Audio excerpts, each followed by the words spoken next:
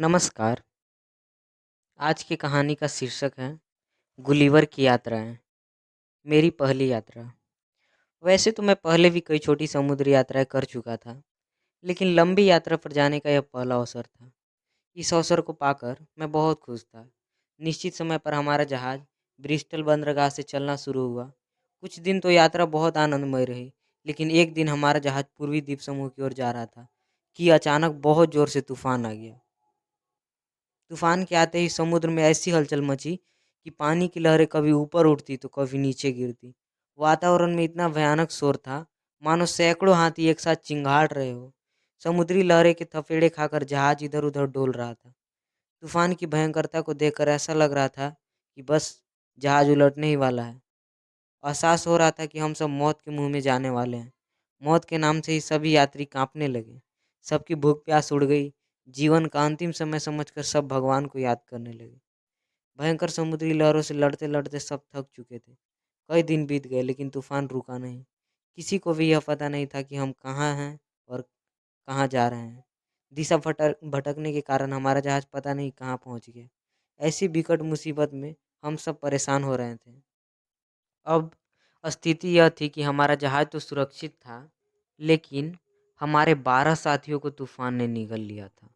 जो साथी बचे थे, उन्हें देखकर ऐसा लगता था कि वे भी कुछ दिन के मेहमान हों। ऐसा लग रहा था कि जो यात्री बच गए हैं, उनकी जान यदि तूफान ने नहीं ली तो भी उनका आत्मविश्वास टूट जाएगा और वे भी भगवान को प्यारे हो जाएंगे। तभी समुद्र पर घना कोहरा छा गया और कोहरे ने हमारे जहाज को चारों ओर से ढक लिया। कोहरे के कारण ऐसा लग रहा था कि जैसे हम धुएं के गुंबद में घूम रहे हो। चारों ओर अंधेरा था, किसी भी दिशा में कुछ भी दिखाई नहीं दे रहा था। अचानक हमें घने कोहरे के बीच से कुछ काला काला सा दिखाई देने लगा। हमने तुरंत अंदाजा अंदाजा लगा लिया कि यह कोई बड़ी चट्टान है। तभी कप्तान का जहाज से नियंत्रण छूट गया और वह बड़ी तेजी से आगे बढ़ने लगा। अब जहाज केवल तूफानी हवाओं के सहारे ही आगे बढ़ रहा था। तूफानी हवाएं जहाज को अपनी इच्छा से कहीं भी ले जा सकती थी। देखते ही देखते हमारा जहाज एक भीमका चट्टान से टकराकर चूर चूर हो गया। शायद भगवान की भी ऐसी इच्छा थी।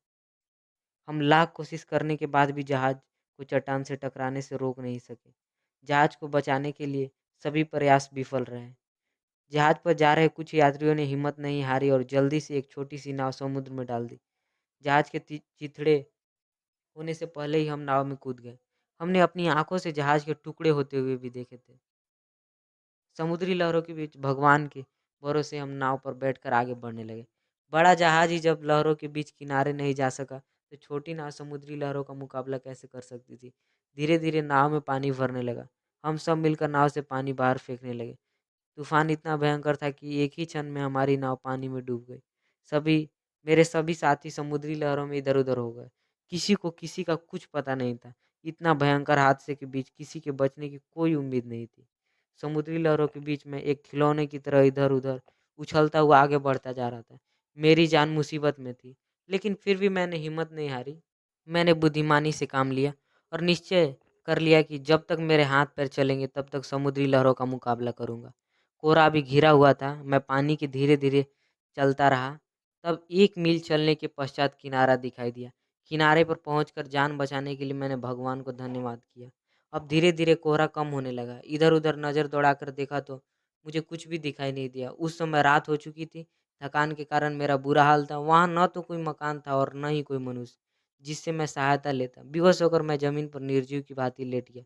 मेरा मस्तिष्क सोचने समझने की शक्ति खो चुका था। धीरे धीरे मेरी पलकों बंद होने लगी। मुझे कब नींद आ गई पता ही नहीं चला।